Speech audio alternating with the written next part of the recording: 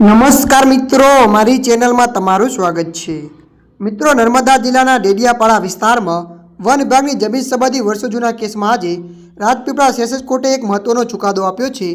કોર્ટે આમ આદમી પાર્ટીના ધારાસભ્ય ચેતર વસાવા તેમજ તેમની પત્ની સહિત કુલ 9 આરોપીઓને દોષિત જાહેર કરીને 7 વર્ષની જેલની સજા ફટકારી છે।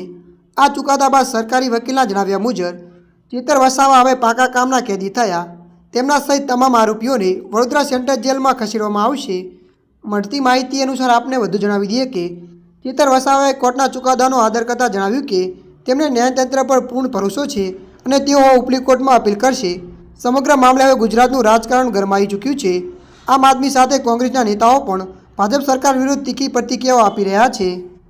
ત્યારે મિત્રો, હાલ માટે આટલું। મળીશું નવી અપડેટ સાથે। જો તમને અમારો વિડીયો પસંદ આવે, લાઇક, શેર અને સબસ્ક્રાઈબ કરી નાખજો। ધન્યવાદ।